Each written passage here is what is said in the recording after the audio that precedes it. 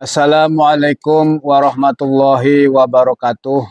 Waalaikumsalam warahmatullahi wabarakatuh. Bismillah, alhamdulillah, wassalatu wassalamu ala rasulillah, wala hawla wala quwata illa billah, amma ba'du.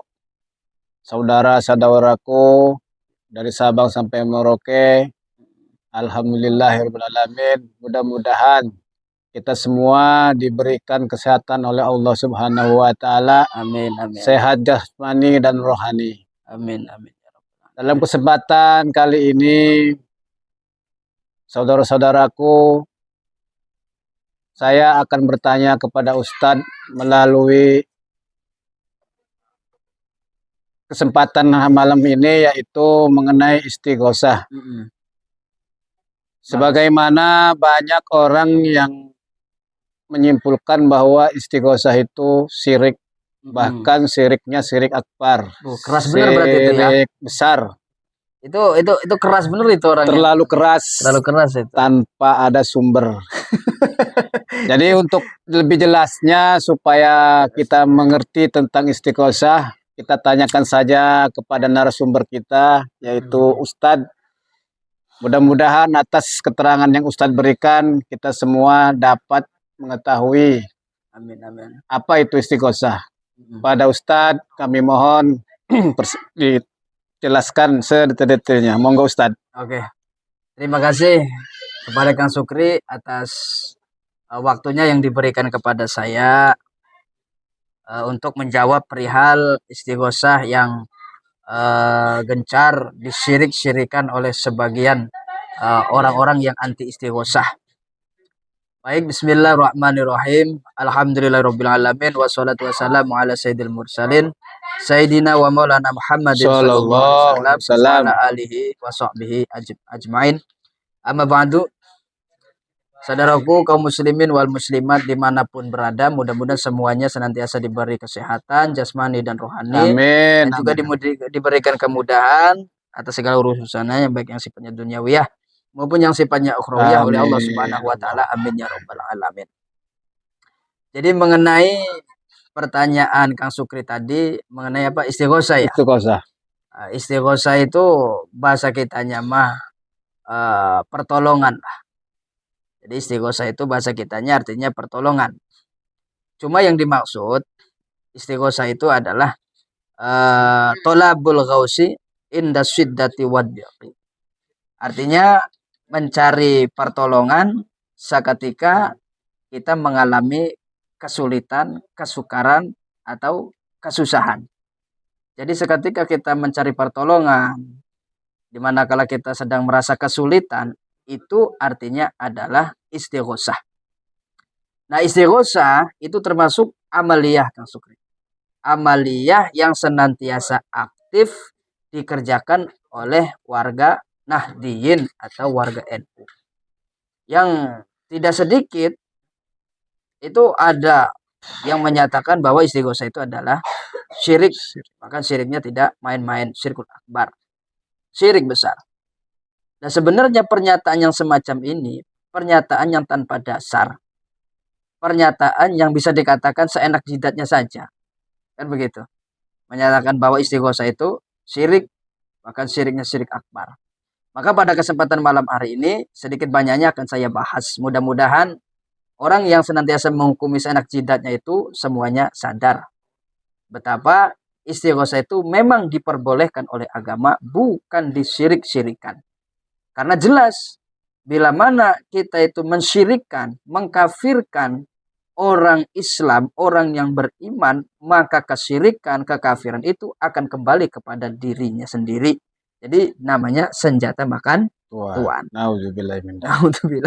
Itu kalau dia sadar kan begitu. Nah, baik Kang Sukri. Jadi istighosah. Mengenai istighosah, Kanjeng Nabi Muhammad Shallallahu Alaihi Wasallam.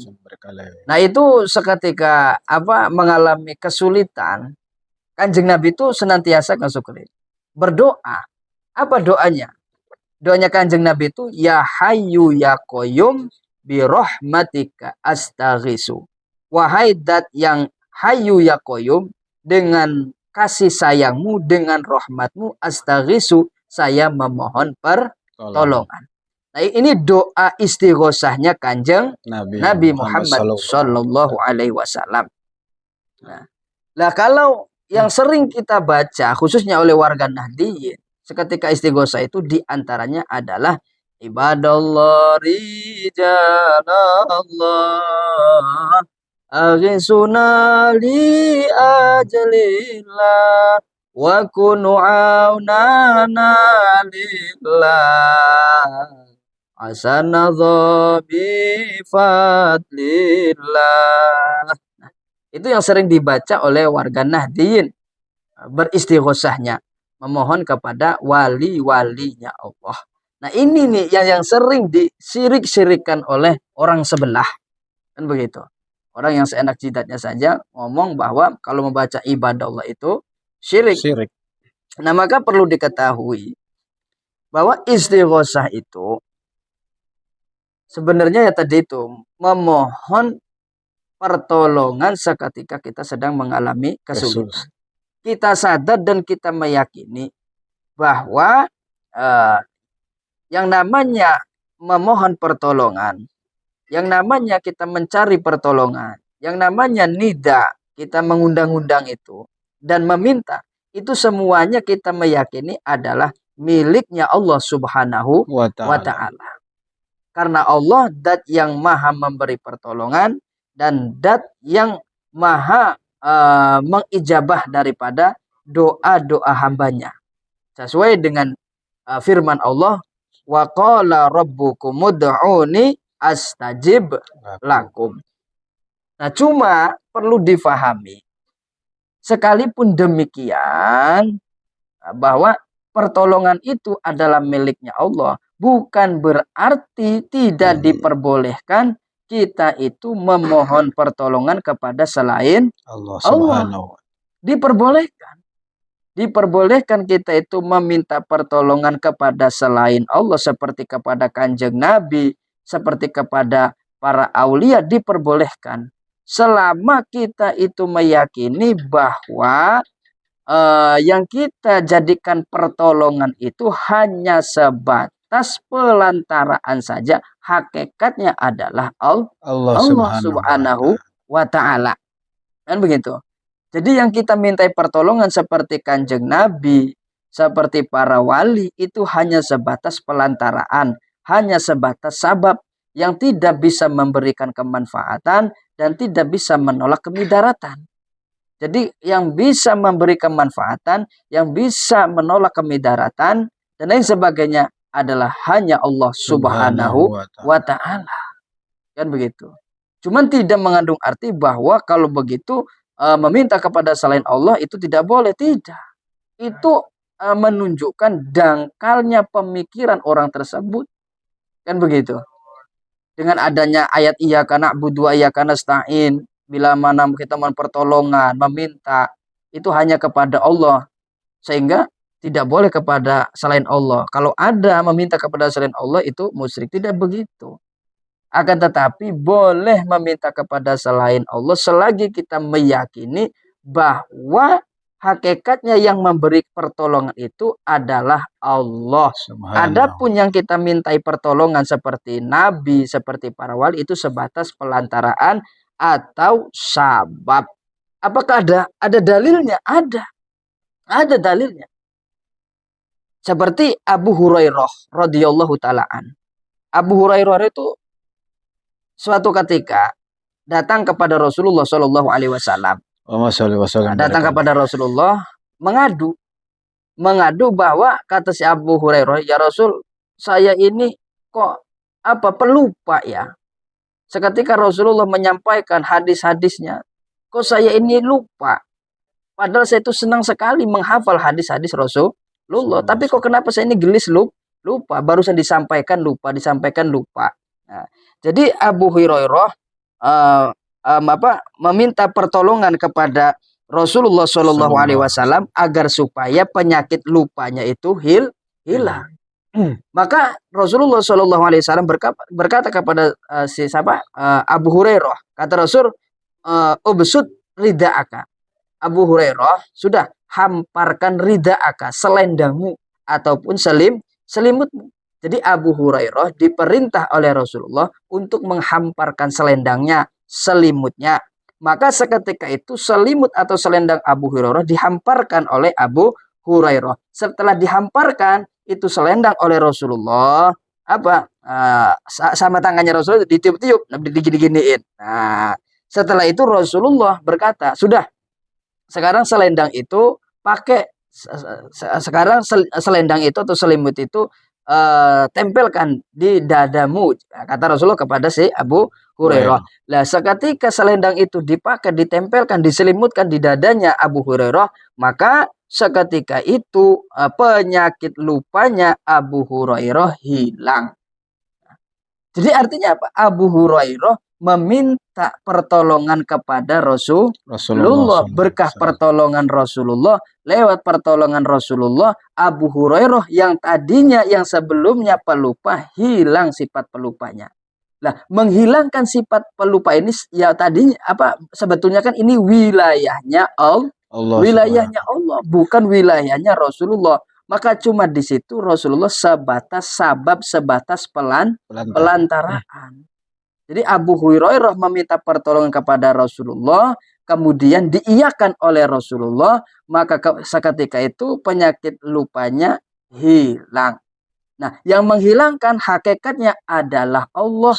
Kalau Rasulullah hanya sebatas pelantaraan saja, sabab saja, tidak bisa membuat apa-apa. Ini menunjukkan hadis tersebut bahwa diperbolehkan meminta pertolongan kepada selain Allah Subhanahu wa taala. Nyatanya Abu Hurairah meminta pertolongan kepada Rasulullah. Kalau toh meminta kepada selain Allah itu dilarang, maka pada waktu itu Rasulullah akan melarang Abu Hurairah radhiyallahu taala anhu memohon pertolongan kepada Kanjeng Nabi Muhammad sallallahu alaihi wasallam. Bahkan ada satu hadis lagi, satu hadis lagi yang menyatakan diperbolehkan kita itu memohon pertolongan kepada selain Allah. Yaitu ruwiya Ibnu Sunni an Ibni Mas'ud radhiyallahu taala anhu qala Rasulullah sallallahu alaihi wasallam idan falatat dabatu ahadikum bi ardi falatin falyunadi ibadallah ihbisu fa innalillahi ibadan yujibunahu wa idza adalla syai'an wa aroda aunan falyakul ya ibadallah aghisuni ruahu at-Tabrani. Jadi ada diceritakan oleh Ibnu Sunni dari Ibnu Mas'ud radhiyallahu taala anhu. Ibnu Mas'ud mengatakan begini, Rasulullah SAW itu pernah bersabda, bila mana hewan yang dijadikan kendaraan apa namanya?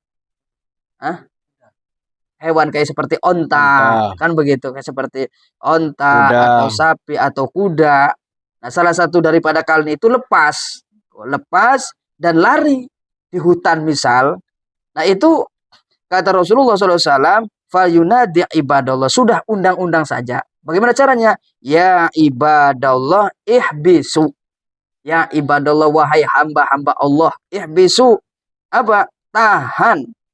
Tahanlah kuda tersebut atau tahanlah onta tersebut. Artinya di sini hadis ini menjelaskan bahwa falyunadi ibadallah ihbisu ini termasuk mengandung arti bahwa dari sini hadis ini yang namanya kita memohon pertolongan itu kepada selain Allah itu diperbolehkan. Nah, jadi intinya bahwa istighosah itu memohon pertolongan kepada selain Allah itu salah besar kalau dikatakan musyrik. Selagi orang itu meyakini bahwa yang kita mintai pertolongan itu hanya sebatas pelantaraan, hanya sebatas sabab saja yang tidak ada kemampuan apa-apa. Tidak bisa memberikan kemanfaatan, tidak bisa menolak daripada mara bahaya. Karena yang mampu memberikan kemanfaatan, yang mampu menolak mara bahaya adalah Allah Subhanahu wa taala. Cuma tidak berarti kalau begitu tidak diperbolehkan kita memohon kepada selain Allah, tidak. Diperbolehkan selagi kita itu meyakini bahwa hakikatnya yang memberi pertolongan adalah Allah. Kalau yang dimintai pertolongan itu hanya sebatas pelantaraan seperti nabi, seperti para wali. Maka khususnya para warga Nahdliyin, jangan merasa khawatir, jangan takut kalau kita istighosah itu syirik, jangan. Itu pernyataan yang terlalu cepat, yang terlalu tanpa difikirkan terlebih dahulu secara matang-matang. Karena memusyrikkan, mengkafirkan saudara sesama Islam itu justru akan kembali kepada dirinya sendiri. Nah, mungkin itu saja dulu kajian kita mengenai istighosa secara singkatnya. Mudah-mudahan ada barokah dan manfaat. Amin amin Allah. Ada pertanyaan lagi nggak? Apa ada yang kurang jelas apa gimana? Sebenarnya ada sih Ustaz. Ya gimana? Seperti di dalam kitab Manaqib itu kan yang sering kita baca, di dalamnya itu ada ya Syekh Abdul Qadir Al-Jailani Agisni Agisni Agisni. Itu kan nyata-nyata kalau dimaknai secara lugat Memohon kita pertolongan memohonnya kepada Tuan Syekh Abdul Qadir Al-Jailani. Itu bagaimana itu Ustaz? Terima kasih atas pertanyaan mengenai di dalam manaqib itu kan ada bacaan ya Syekh Abdul Qadir Jailani Agisni wa Syekh Abdul Qadir Jailani tolonglah saya. Nah, itu adalah kalimah-kalimah yang menunjukkan tentang istighosah, memohon pertolongan, cuman tidak kepada Allah, akan tetapi kepada Syekh Abdul Qadir Al-Jilani. Nah, itu jangan sekali-sekali kita langsung memvonis bahwa kalau orang mengatakan ya Syekh Abdul Qadir Al-Jilani Agisni itu adalah musyrik, jangan. Karena kami faham Syekh Abdul Qadir Al-Jilani hanya sebatas pelantaraan saja, sabab saja, hakikatnya yang memberikan pertolongan adalah Allah Subhanahu wa Ta'ala. Maka dengan melalui hadis daripada Ibnu Mas'ud tadi itu termasuk sudah dianggap cukup. Karena sebenarnya banyak sekali hadis-hadis Kanjeng Nabi yang menjelaskan tentang memohon pertolongan kepada selain Allah Subhanahu wa Ta'ala itu diperbolehkan. Ya tadi itu kalau ada hewan seseorang itu kabur, melarikan seperti onta, sapi, kerbau dan lain sebagainya, diperintah oleh Rasulullah untuk mengundang-undang dengan kata yang ibadallah bisu. Ini menunjukkan diperbolehkan kita memohon pertolongan kepada selain Allah seperti Nabi dan para wali. Jadi mungkin lebih jelasnya saudara-saudara kaum muslim muslimat, itulah penjelasan dari narasumber kita yang sudah dijelaskan dengan gamblang disertai dengan dalil supaya tidak ada kesalahpahaman dan salah tafsir bahwa istighosah itu syirik, apalagi syiriknya syirik besar.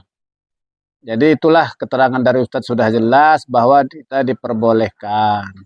Jadi untuk kesempatan malam hari ini dicukupkan dulu sampai di sini. Sampai di sini kita terima kasih kepada Ustadz setelah memberikan penjelasan. Lain waktu kita berjumpa lagi. Assalamualaikum warahmatullahi wabarakatuh. Waalaikumsalam warahmatullahi wabarakatuh. Coba di PS nih.